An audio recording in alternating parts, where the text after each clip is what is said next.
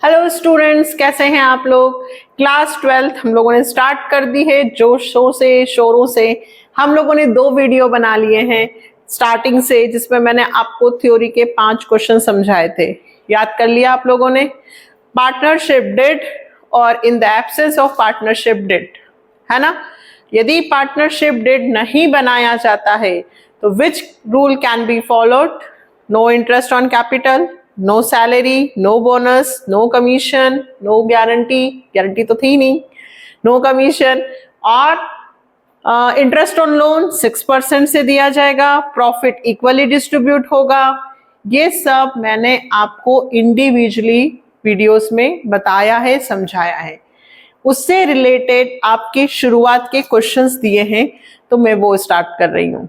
यदि आप अभी देख रहे हैं, यहां से स्टार्ट कर रहे हैं, तो आपको समझ में नहीं आएगा।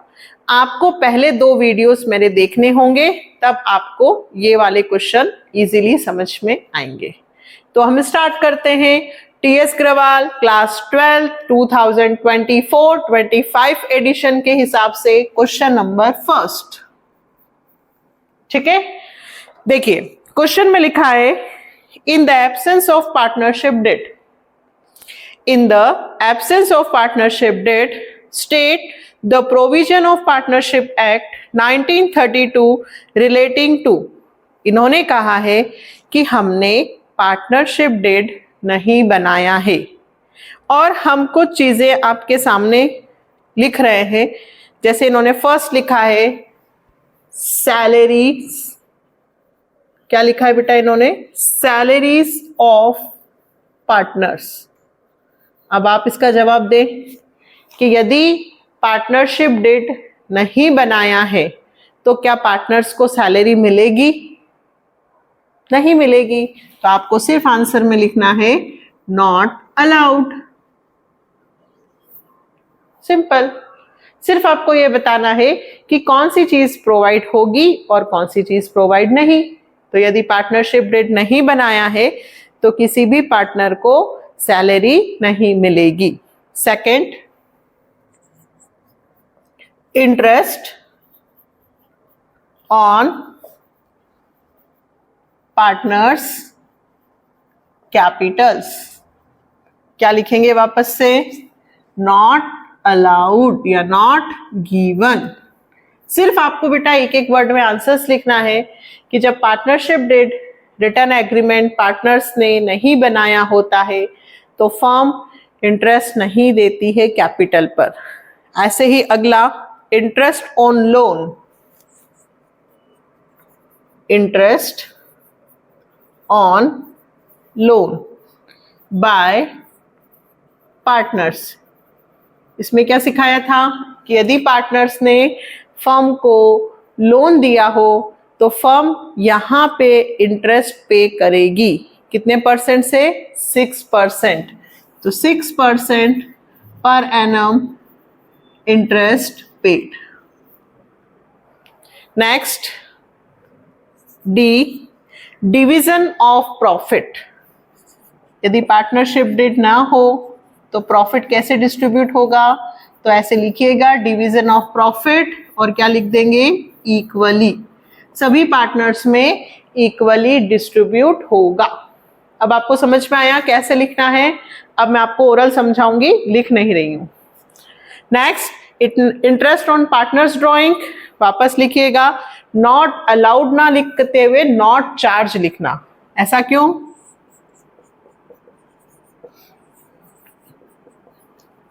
Interest on drawing not charge, ऐसा क्यों बेटा?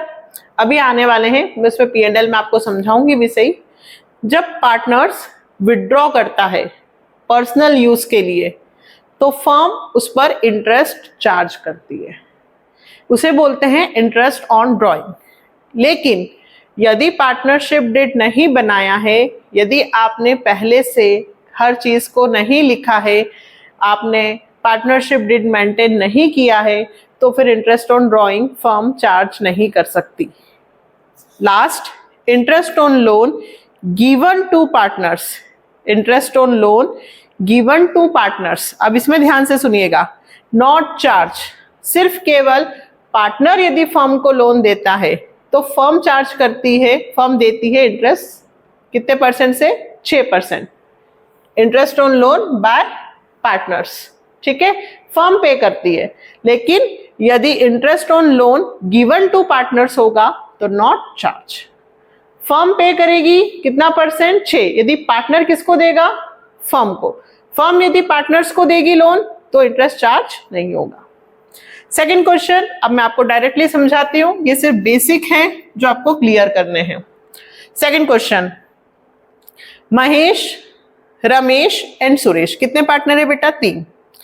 दे do not have a partnership deed, underline करना, इन्होंने पार्टनरशिप डेट नहीं बनाया। At the end of the first year of business, जब पहला साल कंप्लीट हो गया तो इन्होंने कुछ इशू फेस किए।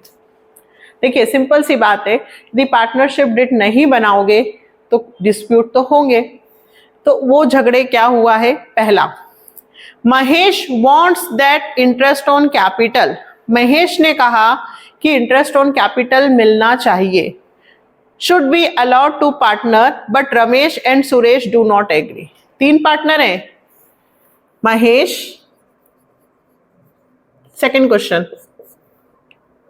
रमेश एंड सुरेश। महेश चाहता है कि इंटरेस्ट ऑन कैपिटल मिले, सुरेश और रमेश नहीं चाहते। तो क्या महेश ये जो क्लेम कर रहा है कि इंटरेस्ट ऑन कैपिटल मिलना चाहिए, मिलेगा नहीं? क्यों? क्योंकि in the absence of partnership deed interest on capital not given, interest on capital नहीं दिया जाता। तो हमें क्या लिखना है, Mahesh claim is not accepted, Mahesh की बात नहीं मानी जाएगी, इंटरेस्ट ऑन कैपिटल नहीं दिया जाएगा, बस इतना लिखना है। Second, Ramesh wants that the partner should be allowed to draw salary, Ramesh चाहता है कि सैलरी मिले, नहीं मिलेगी, तो Ramesh claim is not accepted. Ramesh चाहता है कि उसको सैलरी मिले, नहीं, सैलरी नहीं मिलेगी, क्यों? क्योंकि पार्टनरशिप डेट नहीं बनाया।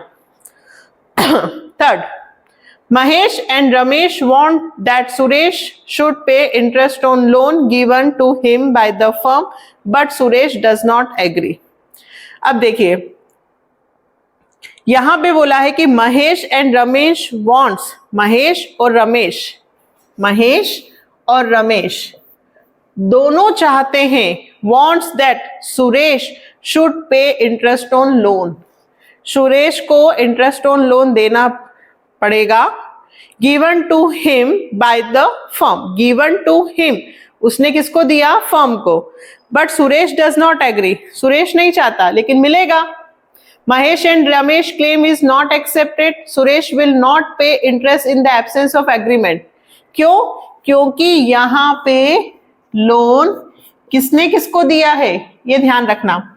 अगर सुरेश ने लोन फर्म को दिया होता, सुरेश ने लोन फर्म को दिया होता तो फर्म कितना परसेंट पे करती, 6%, बट यहां पे लोन फर्म ने किसको दिया है, सुरेश को, फर्म ने लोन किसको दिया है, सुरेश को, तो क्या सुरेश पे करेगा इंटरेस्ट, नहीं, सुरेश इंटरेस्ट पे नहीं करेगा।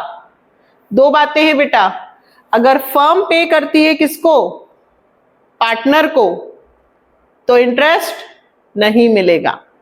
यदि पार्टनर्स किसको करते हैं, फर्म को, तो फर्म कितना परसेंट इंटरेस्ट पे करेगी, 6%। फर्म इंटरेस्ट देती है 6% इंटरेस्ट ऑन लोन जब पार्टनर फर्म को लोन देंगे, जब पार्टनर फर्म को लोन देंगे, लेकिन फर्म यदि पार्टनर को लोन देती है तो इंटरेस्ट चार्ज नहीं होता। तो यहां पे महेश और रमेश चाहते थे सुरेश शुड पे इंटरेस्ट, तो सुरेश इंटरेस्ट नहीं देगा। Next, last, Mahesh and Ramesh having contributed more capital.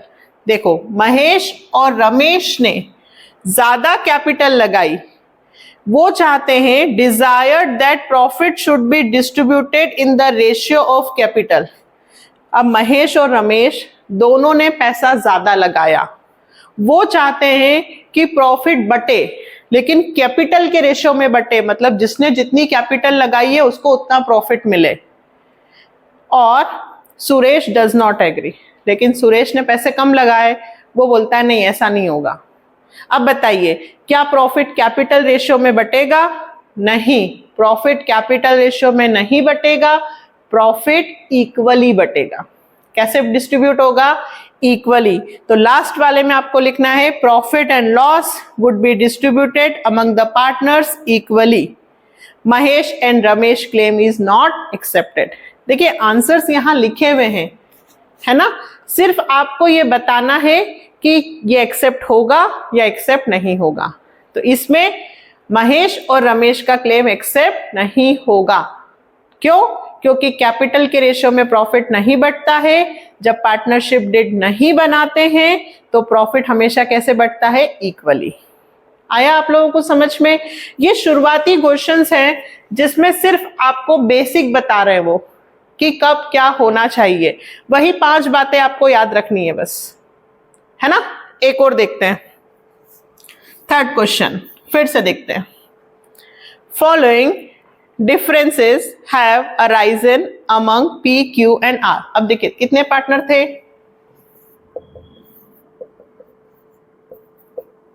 3। Dispute होंगे, क्यों? क्योंकि इन्होंने भी पार्टनरशिप डीड नहीं बनाया।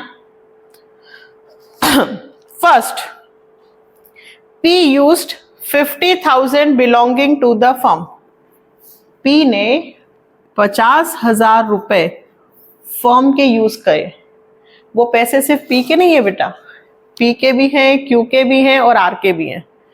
P ने 50,000 रुपए फर्म के यूज किए और 5,000 रुपए का प्रॉफिट अर्न कर लिया।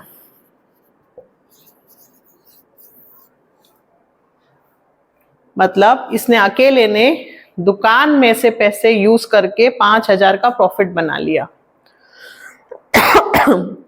Q and R want the amount to be given to the firm। अब Q और R ने कहा कि भाई तेरे को पैसे देने पड़ेंगे, तो देने ही पड़ेंगे। P, इसका आंसर क्या लिखेंगे? P कितना पे करेगा? तो P मस्ट पे। क्या सिर्फ 50,000 रुपए? नहीं, 50,000 तो जो उसने बिजनेस के यूज किए वो, और 5,000 रुपए प्रॉफिट के, तो टोटल कितने रुपए पे करेगा? 55,000। ये फर्स्ट का आंसर होगा। यदि कोई पार्टनर बिजनेस की चीजों को यूज करके प्रॉफिट अर्न करे तो उसको प्रॉफिट भी देना होगा और पैसे भी देने होंगे। तो टोटल वो कितने रुपए पे करेगा बेटा? 55,000। Clear? Second, Q used 10,000 belonging to the firm। अब देखिए वापस से सुनिएगा, P, Q and R। Q ने 10,000 रुपए फर्म के यूज किए और उसे 1,000 रुपए का घाटा हो गया। अब क्या होगा? छोटा सा एग्जांपल देती हूँ। यदि कहीं कोई व्यक्ति जा रहा है और उसको मिठाई मिल गई या कोई चीज मिल गई तो सब उसके पास आ जाते हैं, हमें भी दे, हमें भी दे। और यही यदि वो उसके पास कोई नुकसान हो गया या वो गिर गया, उसे लग गई, तो कोई उसके पास नहीं जाने वाला, है ना। अब उसने पैसे यूज किए 10,000 रुपए और यहां उसको फायदा नहीं हुआ बल्कि क्या हो गया? लॉस। तो ये जो लॉस हुआ 1,000 रुपए का, ये P और R बियर करेंगे? नहीं, हमने थोड़ी बोला था कि पैसे यूज कर, तुमने यूज किया है, तेरे को घाटा हुआ है, तू उठा। ये जो नुकसान हुआ है 1,000 रुपए का, Q ने 10,000 रुपए फर्म के यूज करके पैसा कमाया नहीं बल्कि गवा दिया। तो 1,000 रुपए का जो घाटा हुआ है, क्या वो P और R बियर करेंगे? नहीं, फायदे में हिस्सा लेने सब आ जाएंगे पर लॉस में कोई हिस्सा नहीं शेयर करेगा। तो P और R दोनों शेयर नहीं करेंगे और Q को पूरे 10,000 रुपए पे करने होंगे। किसको? फर्म को। 10,000 रुपए क्यू फर्म को वापस देगा और जो 1,000 रुपए का नुकसान हुआ है वो क्यू अकेला बियर करेगा। प्रॉफिट हो तो फर्म को देना होगा, नुकसान हो तो खुद उठाना पड़ेगा। Next, P and Q want to purchase good from star. P और क्यू चाहते हैं कि हम स्टार कंपनी से माल खरीद ले, तो खरीद लो। R does not agree. R बोल रहा है कि नहीं खरीदेंगे, लेकिन मेजोरिटी तो 2 लोगों की है। टोटल कितने लोग हैं? 3। ये दोनों चाहते हैं कि माल खरीद ले परचेज स्टार कंपनी से। आर बोल रहा है नहीं खरीदेंगे, तो आर की बात नहीं मानी जाएगी। पी और क्यू माल खरीद सकते हैं, परचेज कर सकते हैं, क्योंकि वो कितने पार्टनर है? 2। बिजनेस से रिलेटेड चीजें खरीदने बेचने, इनकी चीजों के लिए मेजॉरिटी पे डिसीजन लिए जाते हैं। यदि 2 पार्टनर एग्री हो रहे हैं तो ये दोनों खरीद सकते हैं, आर की सहमति की जरूरत नहीं है। Next, Q and R. Q and R दोनों चाहते हैं कि डब्ल्यू जो नया पार्टनर है वो एडमिट हो जाए। एक और नए पार्टनर को चाहते हैं कि डब्ल्यू भी हमारे पार्टनरशिप फर्म में आ जाए, बट पी अग्री नहीं कर रहा है। तो डब्ल्यू एडमिट हो सकता है? नहीं। यहां मेजॉरिटी नहीं, यहां सबकी सहमति होना जरूरी है। हमने in the absence of partnership deed में पढ़ा था कि जब कोई नया पार्टनर यदि फर्म में आए तो सबकी सहमति होना कंपलसरी है। यहां मेजॉरिटी की बात नहीं होगी, तीनों पार्टनर अग्री करेंगे तभी डब्ल्यू एडमिट होगा, अदरवाइज डब्ल्यू एडमिट नहीं हो सकता। खरीदने बेचने सिंपल डिसीजन के लिए मेजॉरिटी चलती है, पर नया व्यक्ति, मान लीजिए आप हॉस्टल में रह रहे हैं, तो तीनों यदि एग्री करेंगे तभी नया व्यक्ति आपके कमरे में आ सकता है, अदरवाइज नहीं। नेक्स्ट, लास्ट, आर ने लोन दिया 2 लाख रुपए का फर्म को और आर डिमांड कर रहा है कि उसको 10% का इंटरेस्ट मिलना चाहिए। नहीं मिलेगा। इंटरेस्ट हमेशा कितना % मिलेगा? 6%। यदि कोई पार्टनर फर्म को लोन देता है, यदि कोई पार्टनर फर्म को लोन देता है तो वो कितना भी % मांगे, केवल कितना % मिलेगा? 6%। कि पी और Q do not want to pay the interest, और पी और क्यू बोल रहे हैं कि इंटरेस्ट देना ही नहीं है, ऐसा भी नहीं। पी और क्यू की बात नहीं मानी जाएगी। आर को इंटरेस्ट मिलेगा, लेकिन कितने % से? 6% से। ठीक है, ये 3 क्वेश्चन कंप्लीट हुए। बेसिक हम लोगों ने सीखा कि किस कंडीशन में क्या होना चाहिए। आपको सिर्फ in the absence of partnership deed के हिसाब से ये लिखना है कि किसे चीज मिलनी चाहिए, किसे कौन सी चीज नहीं मिलेगी, किसकी बात मानी जाएगी, किसकी बात नहीं। ये चीजें बेसिक हैं जो आपको एमसीक्यूज में पूछी जाएंगी। नेक्स्ट वीडियो में हम करेंगे 4th, 5th, 6th स्टार्टिंग से क्वेश्चंस करेंगे। आप लोगों ने थ्योरी याद कर ली है तो इसकी प्रैक्टिस करना। यदि कोई दिक्कत हो तो कमेंट सेक्शन में। ठीक है, लाइक, सब्सक्राइब, शेयर जितना ज्यादा आप करेंगे उतने अच्छे अच्छे वीडियोस उतनी जल्दी जल्दी मिलेंगे। बाय।